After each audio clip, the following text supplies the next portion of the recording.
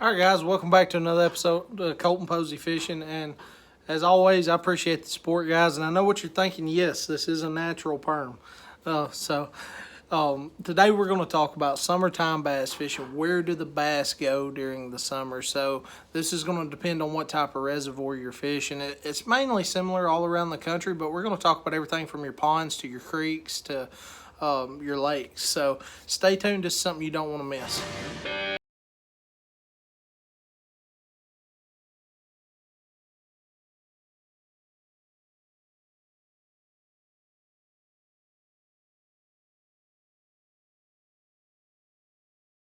We're going to talk about where do bass go during the summer. The summer is when I consider the water temperature to be 75 degrees or above. There's really no rule of thumb. You'll kind of figure out when they're transitioning because you was catching them in the backs and in the middle of creeks, and now it's starting to slow down. And obviously, you need to start moving more towards the main lake. So this time of year, I mainly focus on the main lake. So let's just talk about your lakes first. I'm not talking about a river system. I'm talking about just a full-blown lake, just one dam on one end, or just a typical lake like Smith Lake, Bear Creek, anything like that. So this time of year, main lake points is going to be the hot spot. Everybody's going to be hitting main lake points. So I did a video covering this stuff last time, kind of touching base on several things, but one of the things that I can't stress enough to people is don't be afraid to go outside your comfort zone. So typically the way I approach a lake during the summer is I'm going to hit the obvious stuff. I'm going to hit my ledges. I'm going to hit my points. I'm going to hit my bluff walls. Bridges is a big one.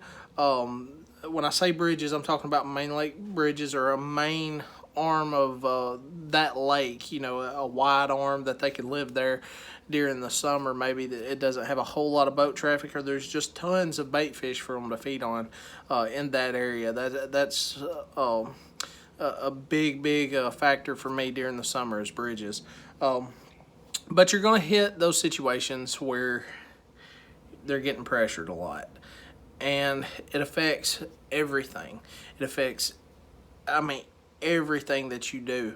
So let's talk about, you go out there on let's just say Tuesday evening or Tuesday morning or Tuesday evening, and you're wearing them out on the fun stuff. I'm talking soft jerk baits, spinner baits, worms, just whatever you like to throw. Crankbaits, you're just wearing them out, and it's like you can't do nothing wrong. But you have a tournament coming up that Saturday, and you're like, okay, well, I've already got my game plan down.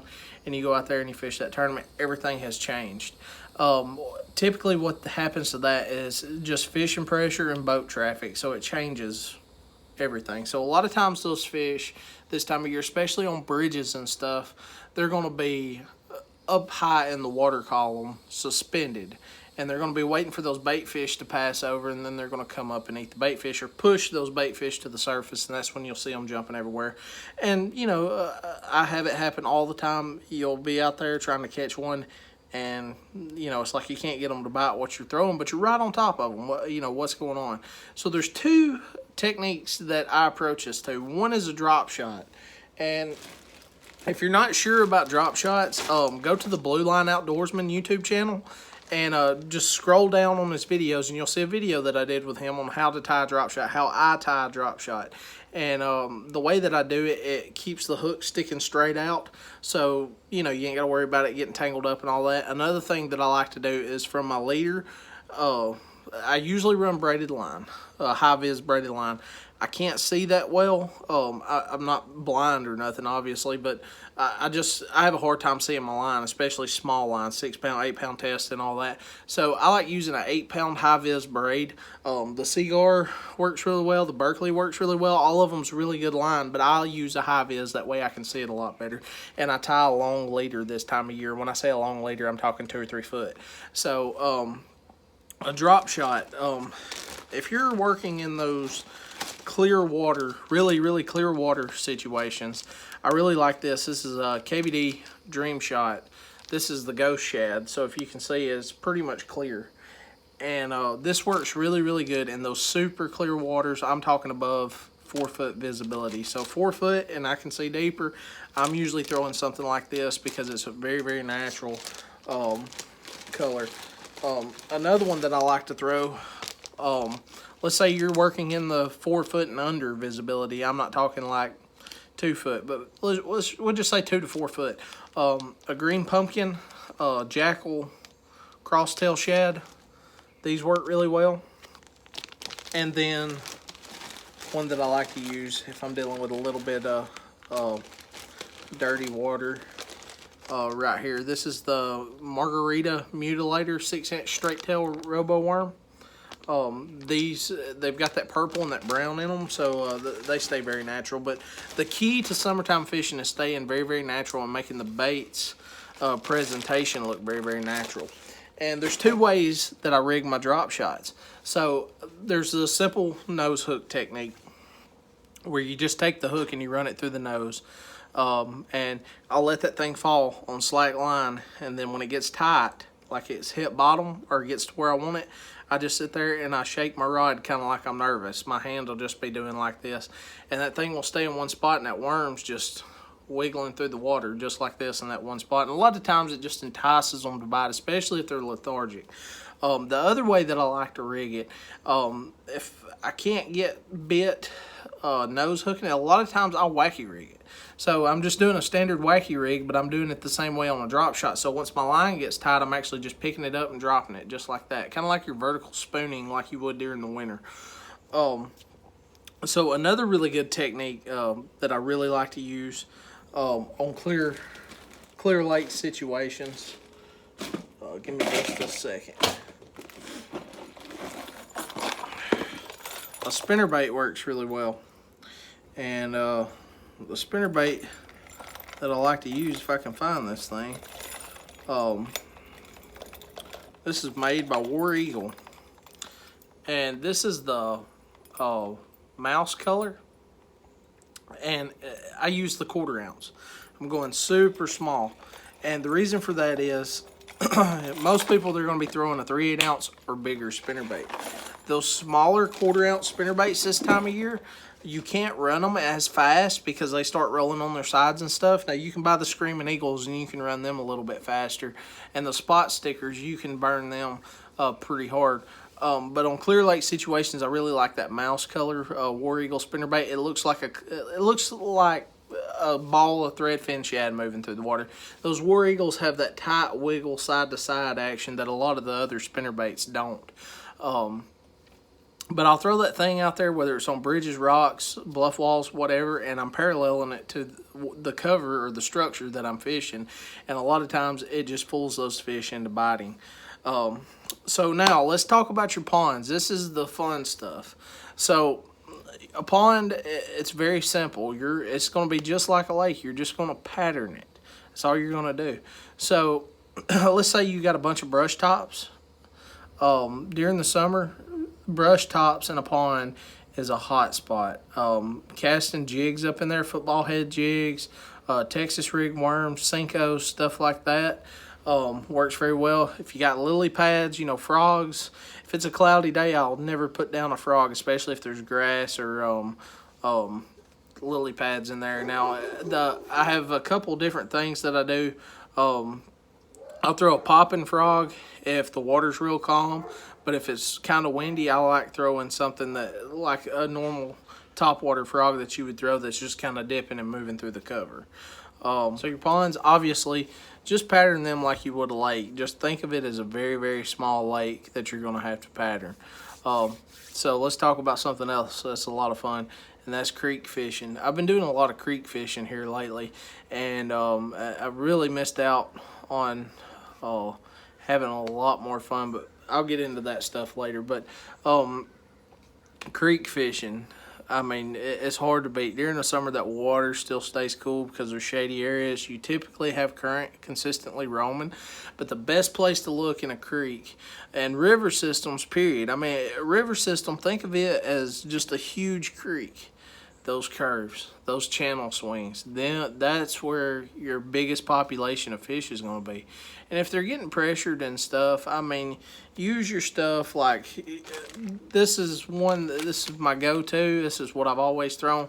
And honestly, I mean, to be honest with you, like me and my dad, we went to a pond a couple of I think it was a Sunday or something, or a Tuesday, but we went to a pond to go fish, and he's throwing a June bug U-tail worm by Zoom, and that man, that's all he throws. I mean, if you look in his tackle box, he's always got this on, and if he's fishing somewhere, he's got this on. He catches fish on it, period. There's no doubt a June bug worm is awesome. But I didn't, me and him's kind of got that mentality. We compete together and stuff, or compete against each other and stuff. That's where I got my competitive side. But anyways, I was throwing something, like a pumpkin chartreuse or something like that had extra just laying around, and I was catching fish too. So, don't get caught up on your colors and stuff. Realize that a presentation is a presentation. If that fish is hungry and that presentation is enticing to them, they're going to eat it. It doesn't really matter that much about colors. Watercolor determines whether or not you're going to throw a certain color, and really just kind of like cloudy days. I mean, but if it's super cloudy and muddy and stuff like that, you obviously want to go to your darker baits or something that they can see real well that puts off a different contrast in the water. But as far as, if you got pretty water or whatever, you can kind of throw whatever you want as long as it ain't something crazy off the wall that, that looks like nothing natural would ever eat that or anything like that. So that's very simple. But the transition of the fish's movements are kind of all the same. Your spawn and stuff, they're going to be moving up into those shallow areas to spawn, but the way that you followed in during the pre-spawn to catch those fish, like on those secondary points and stuff like that, they're going to be moving the same way out on the post-spawn, and you're going to have a lot of fish that, it's July right now. It's the second week of July. So, like on Smith Lake right now, there is still spotted bass that are spawning. A lot of people, will say, no, they ain't, it spawns completely over with, blah, blah, blah. Well, that might be true in other lakes and stuff, but it's a blueback herring fishery, so it's a little different. But there's still fish that are spawning like in Smith Lake. So, it's different all around the country. You got to find your sweet spot. Get out there on the water and just practice your heart out fish as much as you can. But kind of what I was wanting to talk to y'all a little bit about today, I'm going to be doing a lot more of these videos next year. So, hitting that like button and subscribing to my channel helps me out a whole lot. Basically what I've done is, since COVID-19 hit and stuff, I've lost several of my sponsors and so on and so forth. So I'm fishing for me, period. I mean, which I have been before, but I don't have the sponsors backing me that I had and so on and so forth. And it's kind of good because I want to be able. I don't like pushing products and stuff. I mean, I know it's bad to say from a marketing standpoint, but I don't like pushing products and stuff. And if I don't use a product, I'm definitely not gonna, say, hey, use this. This works, blah blah blah. But I just kind of want to be independent. I want to get back to my roots and enjoy fishing again.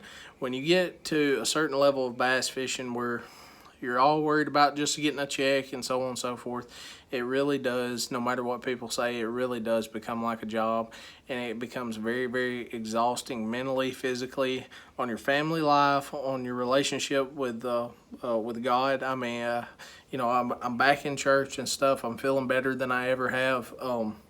It's just I got to get back to that, and I got to stay on that. I really, spending more time with my family.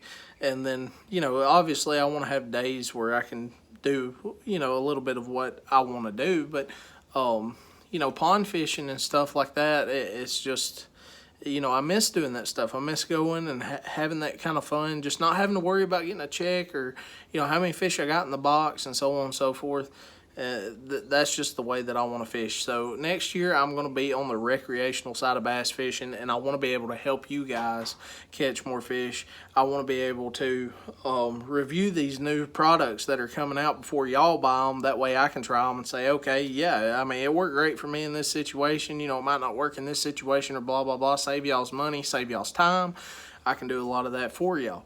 So, you know, as far as Duckett and G Money Jigs, I'm still affiliated with them.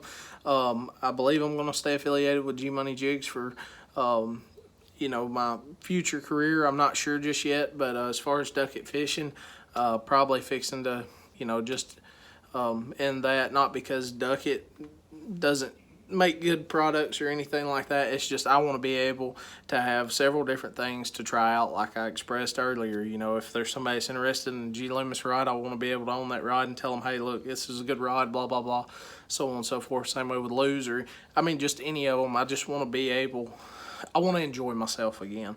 And, you know, I took a lot of the fun out of it the way I was doing it before, as far as just being a competitor and being wide open on the tournament trail. So, guys, there's a lot to get out, feel better. But I appreciate y'all watching. I really appreciate the support. As soon as we can, as soon as this coronavirus mess gets out of the way and all that, we're going to try to do a giveaway and stuff. And I just did a poll on my Instagram and Facebook and stuff. Be looking for updates, because we're probably going to do a live stream. Me and a good friend of mine, Corey Enberg, the Blue Line Outdoorsman, we're going to probably do a live stream either Friday or Saturday. We're not exactly sure yet. But if you'd rather it be on a Friday or Saturday, either one, get on my Facebook and my Instagram, go ahead and vote on that, and you know, we'll figure it out from there. But we're going to be there to answer a bunch of questions. And I mean, just whatever. We'll just talk about anything. It doesn't really matter. We're going to do it for like 30 minutes to an hour. It just depends on how many people's on there. But check it out, guys. I really appreciate the support. I'll see you next time. I'm going to work on getting some good camera equipment and stuff. That way I can get out on the water more and, you know, obviously bring y'all with me from a point of view. And if you'd like to see more live streams like of me just on the water, we'll try to do that more. I got to get a camera guy or something. That way they can read off stuff. That way I don't have to sit there in my boat for an hour looking through comments and trying to figure out, you know, what to answer and so on and so forth. But guys, I appreciate y'all watching. Don't forget to like and subscribe. We'll see you next time.